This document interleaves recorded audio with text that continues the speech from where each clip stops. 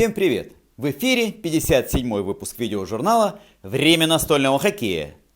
Пока город на Неве сковала льдом эпидемия омикрона, во многих частях нашей планеты состоялось много турниров. Устраивайтесь поудобнее. Мы начинаем. Сегодня в программе. Чемпионат Москвы. Любительский чемпионат Москвы. Заключительный этап чемпионата Киева. Интервью с чемпионом Романом Игнатенко. Чемпионат Германии. Этап мирового тура в Калифорнии. Пятый этап чемпионата Ленинградской области.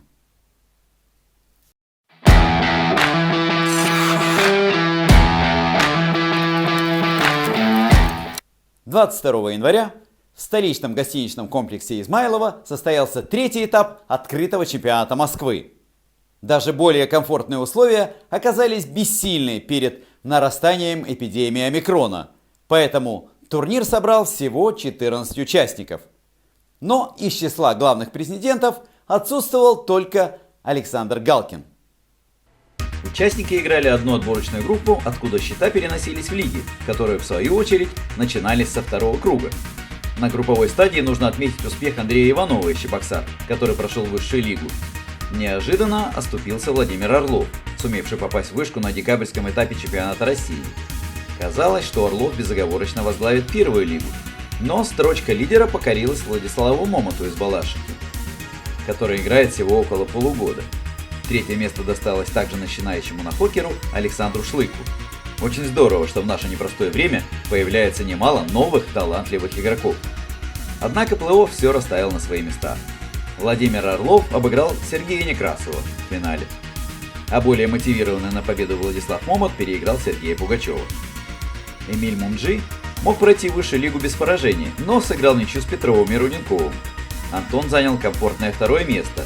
Остальные места достаточно закономерны, в том числе четвертая позиция Дмитрия Петрова, который нередко играет матчи групповых стадий не на 100% своих возможностей. И это не должно было стать большой проблемой, так как на чемпионате России Петров обыгрывал Мумджи, но в этот раз Эмиль оказался сильнее – 4-2. Простаков нанес уверенное поражение Руденкову 4-0. Антону очень трудно играть против изматывающей вязкого стиля Юрия. Если отдельные взятые матчи еще можно выигрывать с достаточной частотой, то в серии Простаков получает большое преимущество за счет специфики своей игры. В финале Мумджи вновь подчеркнул собственное игровое превосходство над всеми участниками турнира и всухую обыграл Простакова. В матче за третье место Антон едва не ушел с 2-0 по серии, но все-таки уступил бронзу Дмитрию. По всей видимости, обладатель трофея уже известен. Эмилю Мумджи достаточно посетить заключительный этап, чтобы оформить свое чемпионство. Четвертый этап пройдет 6 марта, также в гостиничном комплексе Измайлово.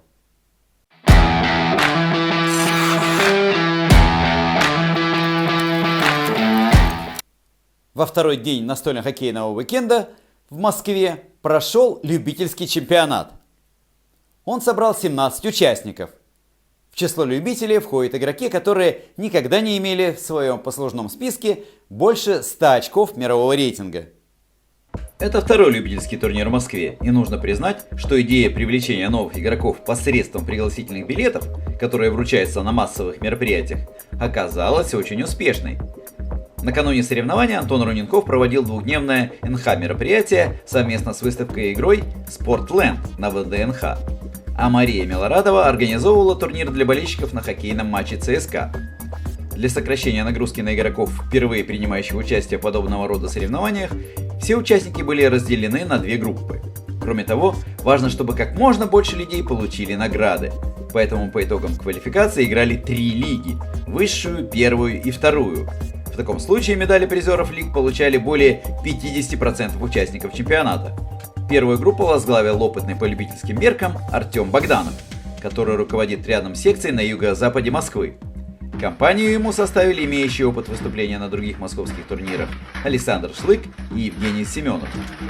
Вторую группу возглавили серебряный призер прошлого этапа Алексей Орлов, впервые участвовавший в соревнованиях, Лев Светлаков и воспитанник секции Антона Руненкова Арсений Комиссарчук. Вторые тройки из групп попадали в первую лигу, остальные участники во вторую. В лиге счета не переносились, и все начиналось с самого начала. Вторая лига – лига начинающих накокеров. Прежде всего запомнилась благородным поступком Александра Таланова, который уступил свое место в плей-офф 7-летнему Егору Сметанину, который впоследствии сумел пройти в финал. Семейную коллекцию медалей пополнил его отец Михаил, выиграв матч за третье место у Дмитрия Катаева. Победителем второй лиги стал Федор Иванников, выигравший также и круговой турнир второй лиги. В первой лиге сильнее всех оказался Денис Светлаков. Похоже, что домашние спарринги между Львом и Денисом развили в них неплохие начальные умения. Второе место занял Олег Иванов, ученик секции Артема Богданова, а вот другому его ученику, Глебу Титкову, на этот раз повезло меньше, и он уступил дебютанту любительских соревнований, 11-летнему Ивану Головину. Высшая лига принесла ряд неожиданностей. Артем Богданов не сумел пробиться в четверку лучших, по-видимому из-за того, что накануне на протяжении всего дня участвовал в играх открытого чемпионата Москвы. Александр Шлык возглавил вышку, но сначала проиграл в полуфинале, а затем и в матче за третье место. Вероятно, причина аналогичная. Однако их локальная неудача открыла дорогу более юным участникам Лиги сильнейших.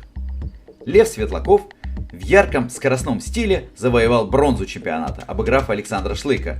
Желаем Льву и Александру побороться за высшие награды и на следующем этапе. Матчи финала оказались сверхнапряженными, и кто-то даже сравнил их с серией плей-офф чемпионата России. Арсений Комиссарчук и Алексей Орлов – равные соперники. Не зря матч в отборе выиграл Арсений, а в лиге уже Алексей. Арсений повел в серии, забивая кокосы над клюшкой голкипера. Алексей сравнял счет, уложив в сетку красивый велодром в овертайме второго матча. Но в третьей игре ученик секции в Перове быстро забросил несколько шайб и по окончании 5 минут принимал поздравления. Молодец Арсений, а ему всего 11 лет.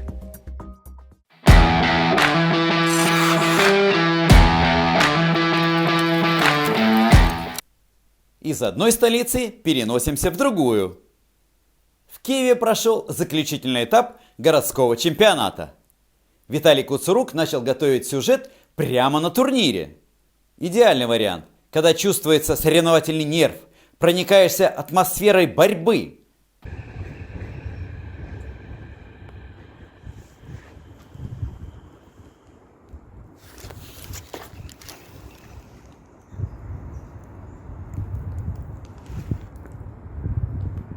Всем привет! Сейчас мы находимся на третьем заключительном этапе чемпионата Киева. За моей спиной проходит групповой этап, первый круг.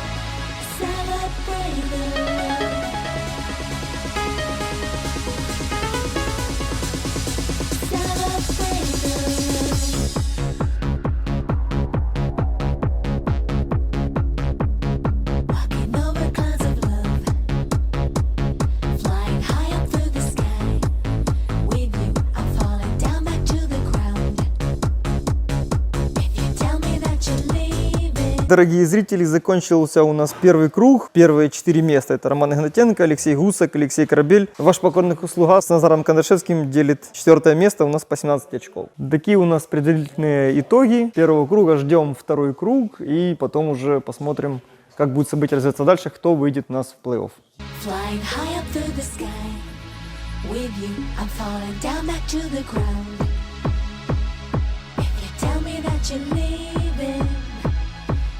Sunrise in your heart, and you see you've got the truth in you.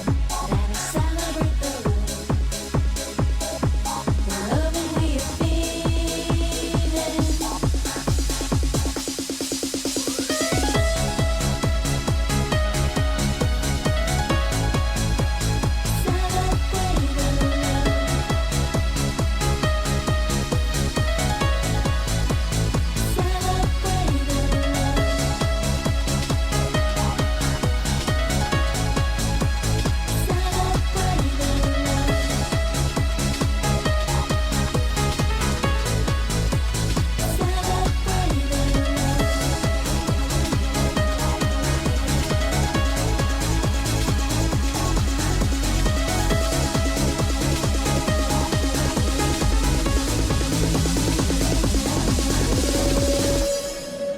Так, ну что, дорогие друзья, закончился у нас групповой этап. Результаты у нас следующие. Роман Игнатенко, Алексей Корабель, Алексей Гусак и Назар Кондрашевский – это четверка, которая будет играть в плей-офф.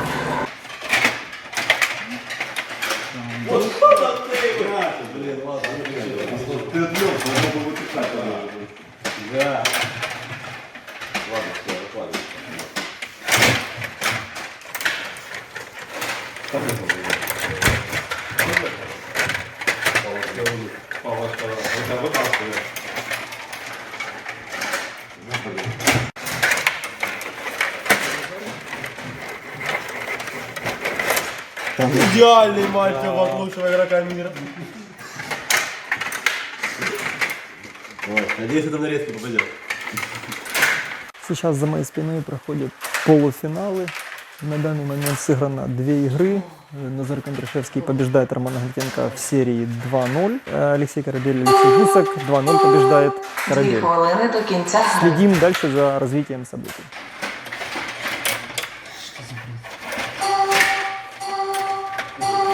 3 хвилини до кінця гри.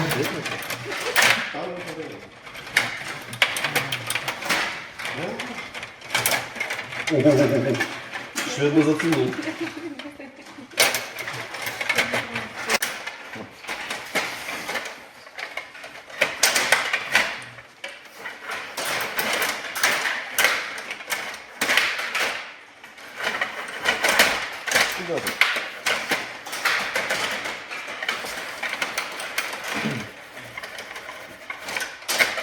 Сейчас у нас закончились игры полуфиналов. Вот сейчас играется игра за 3 место. Алексей Гусак против Назара Кондрашевского. Алексей Гусак проиграл 1-4 Алексею Кораблю, а Назар Кондрашевский 2-4 проиграл Роману Игнатенко. Так, ну и мы видим, начался у нас уже финальный матч. По традиции матч за 3 место начинается на одну игру раньше. Ну, сейчас мы видим первую игру между Романом Игнатенко и Алексеем Кораблем. Играют они, между прочим, с вратарями. Посмотрим, как будет событие развиваться дальше, кто из них займет 1 место и по итогам 3 этапов возьмет титул чемпиона Киева. Так, сейчас мы с вами наблюдаем 5-ю игру серии Игнатенко-Корабель. Сейчас счет в серии 2-2. Это 3 место. Назар Кондрашевский выиграл у Алексея Гусака со счетом 3-0 в серии. Продолжаем наблюдать. Очень волнительный финал. Значит, сегодня у нас разыгрывается 2 комплекта наград. Это, значит, 1, 2, 3 место за 3-й этап. Ну и медали чемпионата Киева по итогам всех 3 этапов. Скоро награждение.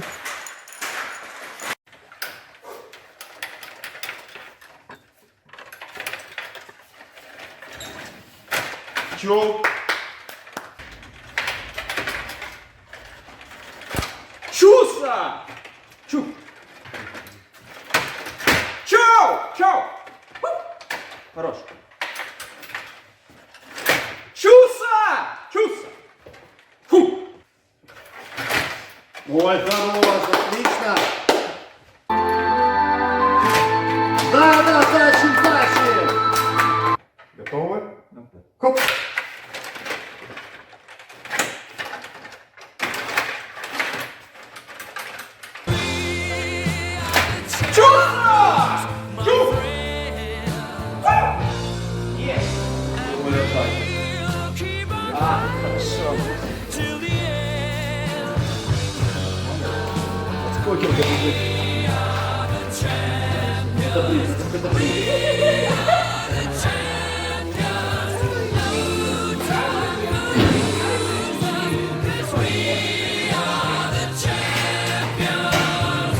Всех поздравляю с окончанием чемпионата Киева. Ну, я надеюсь, что вам всем понравилось, но тем не менее.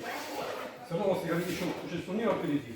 Итак, 3 место сегодня по итогам 3-го этапа занял у нас Кондрашевский.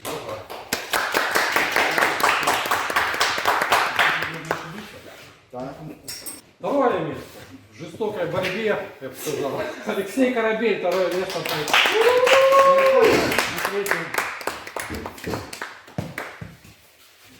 Отдам Роме Киев, возьму себе страну. Тоже вариант, кстати. За 1 место Роман Игнатенко. Это было феерично.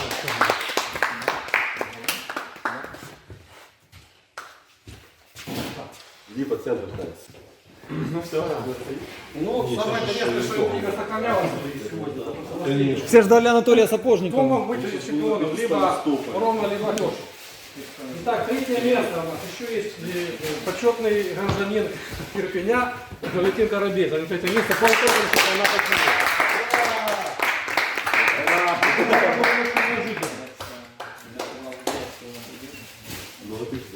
Второе место Алексей Коробей. наконец-то я чего-то добился. Пивковский посмотрит. Что я не буду? Подтянул папу до 3-го места. Ну и Рома, как говорится, дал всем джазу и показал, как надо играть. Поздравляю его с этим титулом. Впервые. Впервые. Чемпион Киев!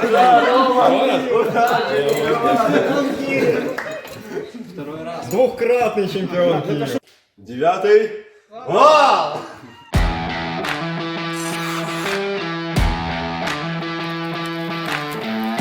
Валентин, поздравляю вас с почетным 3-м местом. Спасибо. По итогу чемпионата Киева. Расскажите, пожалуйста, как вам это удалось? Ну, для мене цей результат не став несподіванкою. Я дуже добре граю останнім часом. Багато тренуюсь, і у мене з'явився дуже гарний спарінг-партнер прямо вдома. Так він же у вас і був. Ну, тоді він не так гарно грав, як зараз. Зараз йому трошки вдалося мене підтягнути. Ну і, власне, я на цей результат дуже сподівався. Чому сьогодні вам не вдалося пробитись в плей-офф? Зараз у нас дуже велика конкуренція, і кожен етап може виграти різна людина. Ну, наприклад, Олексій жодного разу не виграв етап. Думаю, що кожен, хто сюди приїде, він може розраховувати на будь-яке місце, крім 1-го, 2-го та 3-го. Тому запрошуємо всіх на чемпіонат Киева. Поздравляю с итоговым 2-м местом. Спасибо большое. Ну, смотри, получается у тебя везде 2-е места. Да. На первом этапе ты проиграл Анатолию Сапожникову, на втором Ты этапе... говоришь сейчас про чемпионат Киева, верно? Про чемпионат Киева, конечно. Как так получается, что вот ни на одном из этапов у тебя не получилось все-таки выиграть? Я 3 этапа играл без вратаря. То есть я сюда ехал отдохнуть, то есть получить от какие кайф. Мне было неважно, какое место я займу, но я получил отличное настроение. И 2-е место — это отличный результат, особенно если ты играешь без вратаря. Поэтому играйте без вратаря, повышайте свой уровень. Нет, это плохо. Не играйте без вратаря. Не совершайте эту ошибку. Так, Рома, поздравляю с итоговым 1-м местом. Смотри. Фанаты. Да, расскажи, пожалуйста, как тебе удалось выиграть, во-первых, во 2-м этапе? И не боялся ли ты, что Алексей сделает выводы с серии вашей на 2-м этапе и сегодня все-таки пересмотрит свою игру? Да все очень просто. 22-й год я решил начать с чистого листа, скажем так. Вот. Ни разу не подходил к поляне перед турниром, первым своим, 2-м этапом чемпионата Киева. И решил сразу же играть без вратаря, как делал это Алексей в 1-м этапе. Чисто, чтобы попробовать свои силы, посмотреть, как я буду вообще справляться с такой нагрузкой.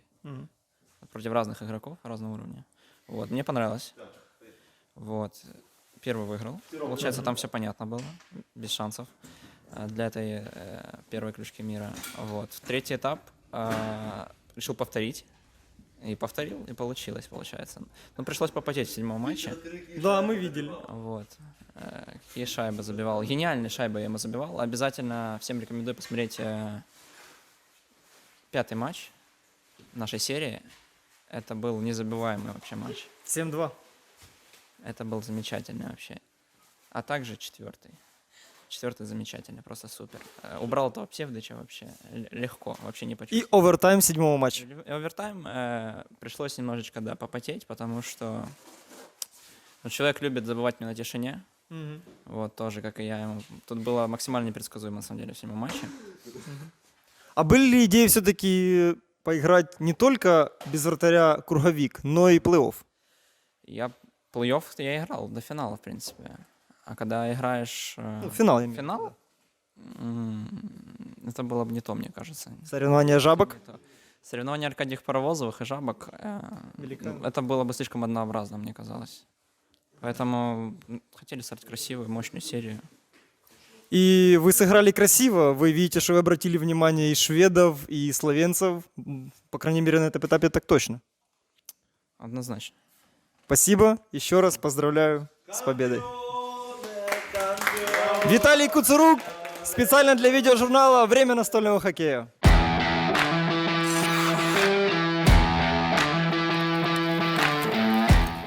Я со своей стороны решил дополнить, также взяв интервью у чемпиона. Итак, на связи Киев. Рома, привет! Поздравляю тебя с победой в чемпионате Киева. Кстати, а почему ты не сразу подключился к участию в чемпионате Украины, только с 3-го этапа? У нас 6 этапов чемпионата Украины, из них 4 зачетных.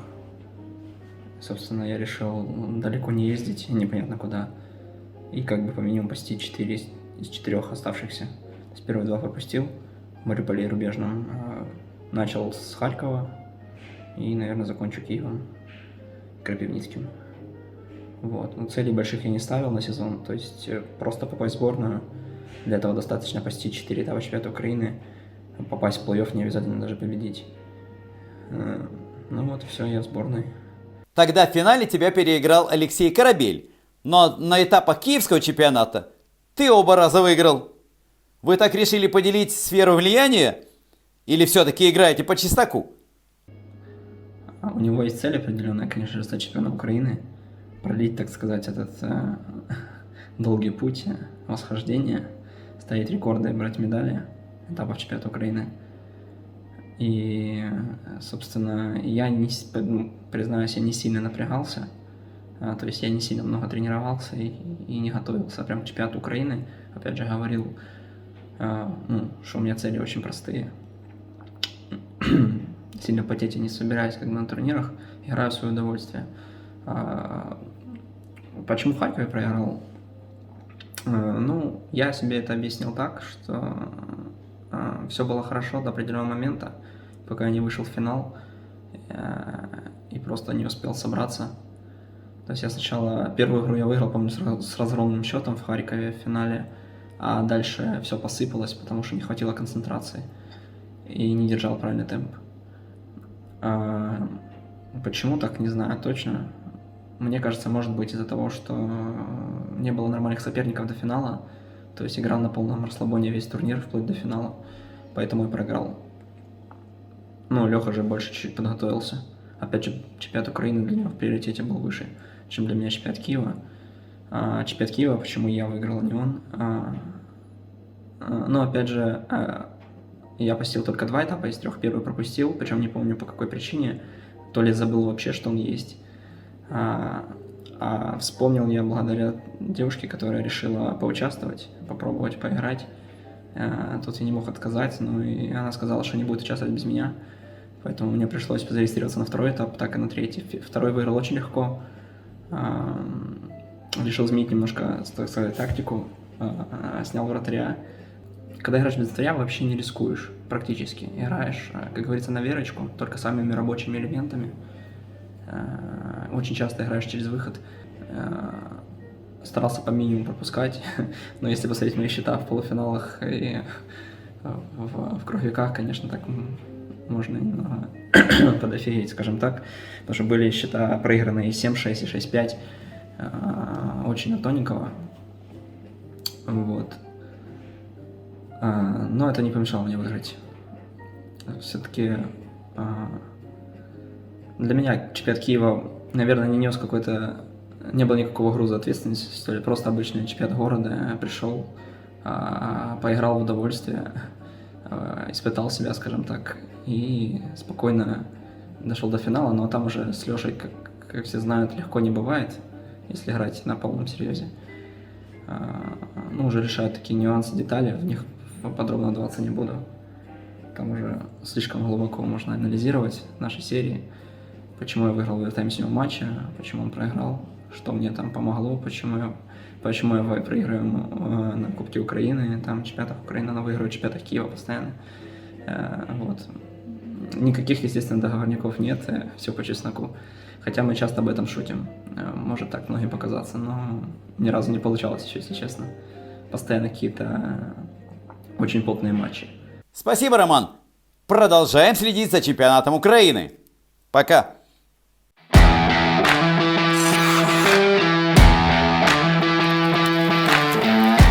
«5 февраля в баварском городе Гутенберге прошел 30-й юбилейный чемпионат Германии. С впечатлениями о нем непосредственный участник Михаил Шаламаев. По его словам, на предварительной стадии обошлось без больших сенсаций. В 1/8 финала вышли все те, кому и было положено по рейтингу. Сенсации начались уже на первой стадии плей-офф. Канадец Мартин Дион оказался сильнее главного организатора немецких турниров Германа Петуха. Свен Адерхольд отправил отдыхать чемпиона Германии 2015 года Франко Брунески. С трудом преодолел первые барьеры Михаил Шаламаев, вынужденный постоянно отыгрываться в играх с одной из ведущих немецких нахокерш Анникой Гриб. В четвертьфинале два трехкратных чемпиона страны и один из самых сильных немецких игроков Элиас Климек не имели особых проблем, уложившись в 3 игры. Украинский же ветеран продолжал испытывать проблемы с соперником. Немецкий канадец Стиль Дион устроил Шаламаевым качели. В каждой из первых 4 игр один из соперников был на голову выше другого. В 5-й решающей игре это продолжилось, и после 2-0 в пользу украинца счет превратился в угрожающие 2-3. Вернул уверенность ветерану рикошет 3-3, а затем и 4-3 в пользу Михаила. До этого турнира Линус Рестель, если и проигрывал Шаламаеву, то не часто, а серию так и вовсе никогда. Так что ничего не предвещало беды. А она пришла внезапно. Все дело в том, что за неделю до турнира вся игра многолетнего лидера немецких турниров была разобрана по полочкам Антоном Руненковым и Михаилом Шаламаевым. Был выбран четкий план на игру. И игра удалась на все 100. Уверенная защита помогла украинскому ветерану в 4 партиях одолеть ведущего немецкого игрока. В середине 90-х, начале 2000-х Свен Ботке по прозвищу Профессор выиграл 12 турниров серии ДТЕВ немецкого настольно-хоккейного союза. У Линуса их сейчас столько же. На турнире в его родном Хагене победу у него отобрал Валентин Дитце. В этот же раз Шаламаев и вовсе не пустил его в финал. В другом полуфинале действующий чемпион Германии Дитце с трудом одолел Элиаса Климека. В финале сил ветерану хватило на пару игр. В 5-й все решилось в овертайме 1-0 и итоговая победа чемпиона 4-1.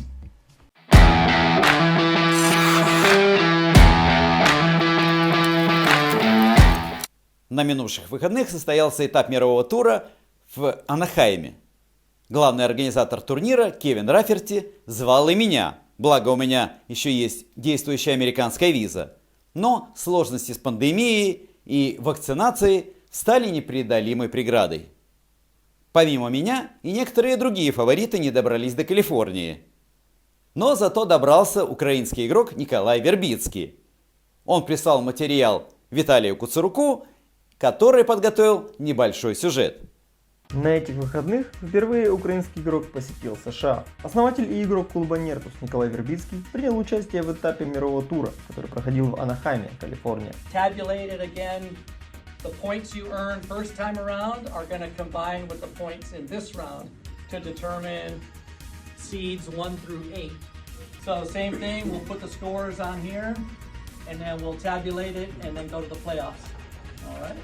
Для нашего соотечественника стиль игры заморских коллег оказался удобен. Николай выделил высокую атаку справа, но посетовал на старые шайбы при новых тополях. Тем не менее, ничего не помешало завершить групповой этап на 3-м месте и с еще большим энтузиазмом ринуться в борьбу за заветный трофей. В четвертьфинале был обыгран Джо Спинелло из Иллинойса 4-0. В следующей стадии отправился заниматься организационной деятельностью хозяин турнира Кевин Раферти 4-1. А вот финал с Романом Нежибой оказался очень напряженным. Все матчи заканчивались с разницей всего лишь в 1 шайбу в пользу чеха, причем в 2 играх понадобились овертаймы. Nikolai, congratulations, second place. That was a fantastic series. Yeah, well done.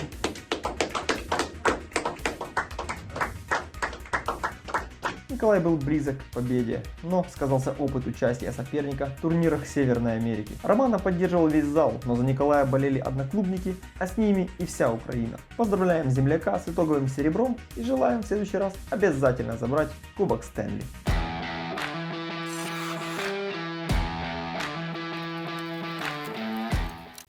6 февраля состоялся 5-й этап чемпионата Ленинградской области. В условиях усиливающихся ограничений турнир решено было перенести в пригород Петербурга, в горнолыжный курорт Охта-Парк. Современное место отдыха, где помимо спусков с горы, гостям предложено много различных развлечений. Настольный хоккей был представлен впервые. Местом проведения соревнований был выбран шатер, где игроки чувствовали себя достаточно комфортно. Тепло, светло и просторно. Для начала стартовали отборочные игры, как это принято на турнирах, организованных Федерацией Ленинградской области в формате мини-серий до 2 побед.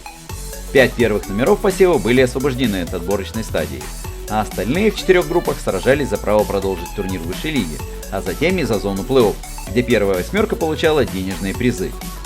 Первую группу уверенно выиграл Егор Зайцев, одолевший всех 4 конкурентов. Опытному Антону Киселеву удалось продемонстрировать свой класс, обойдя в таблице Никиту Тихомирова, Михаила Богомолова и Артема Будаева. Георгий Левашов все 4 победы во второй группе одержал со счетом 2-1. Один из фаворитов группы, Антон Федосеев, проиграл не только Данилову, но и юному Мише Гончаруку.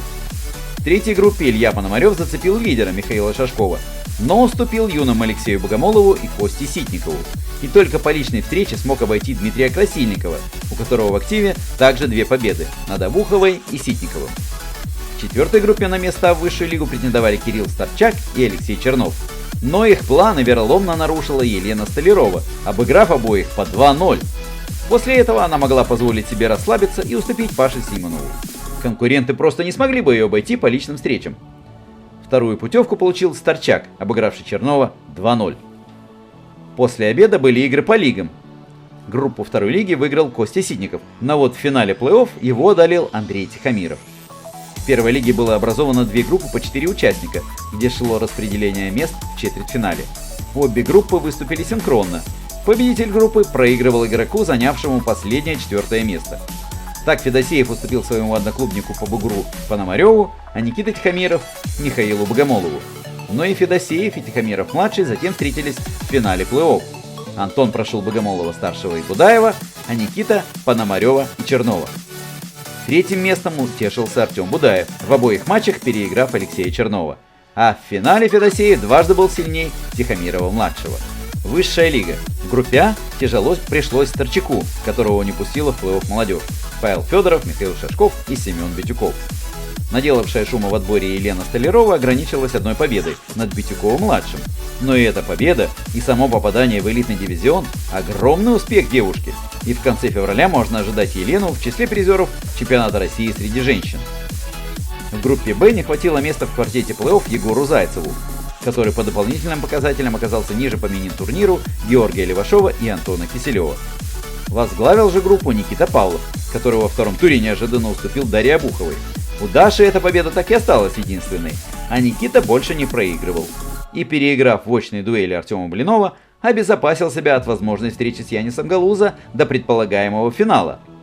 Но до него надо было еще добраться. Сверхнастрой продемонстрировал Павел Федоров. Сначала Паша подавил сопротивление Гоши Левашова, а затем расправился и с Павловым 4-2. Никита оказался в полуфинале, пройдя не без труда Семена Битюкова, также 4-2. Янис Галуза только в одном матче задержался на овертайм, переиграв Антона Киселева 4-0. Самой затяжной серией четвертьфинала оказалось противостояние Артема Блинова и Михаила Шашкова. То Михаил выходил вперед, то Артем. Победную точку в 7-й партии поставил Блинов. Артему предстояло соперничество с Галуза. Шансов было немного, Блинову удалось зацепить 1 партию в дополнительное время. Не досталась Артему и бронзовая медаль. Ее получил Никита Павлов, выигравший серию 3-2. Если судить по сухим цифрам протокола, то Павлу Федорову удалось навязать борьбу чемпиону мира. Паша вырвал победу в стартовом поединке в овертайме. Потом 3 матча Янис выигрывал с разницей всего в 1 шайбу. И только в 1 партии преимущество Галуза не вызывало сомнения – 5-0. Общий счет финала 4-1 в пользу Яниса Галуза. И главный денежный приз в очередной раз заслуженно достался безусловному лидеру чемпионата Ленинградской области. К сожалению, впечатление о турнире испортил поступок Олега Ортинова, который ударил Яниса Галуза, главного организатора турнира. Сейчас Совет РФНХ готовит степень наказания для Ортинова. Такое не должно повториться на наших турнирах.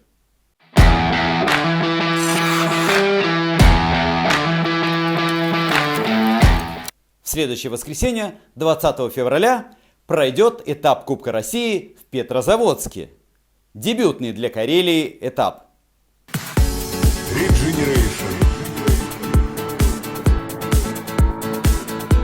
Каждый этап Кубка Карелии имеет свой девиз, так называемый посыл. Третьим будет возрождение. Мы хотим обратить внимание на возрождение настольного хоккея как одного из самых быстрых и безопасных видов спорта в мире.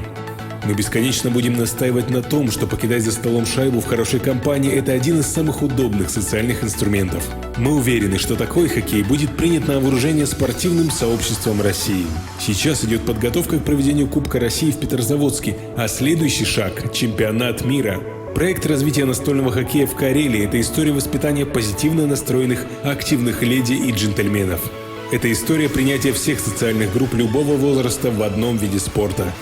Играйте, общайтесь, развивайтесь. Начните играть в настольный хоккей индивидуально или со своей командой. И, возможно, именно ваш вклад в будущее будет решающим. А совсем скоро уже этап чемпионата России и чемпионаты по разрядам, которые пройдут в Санкт-Петербурге.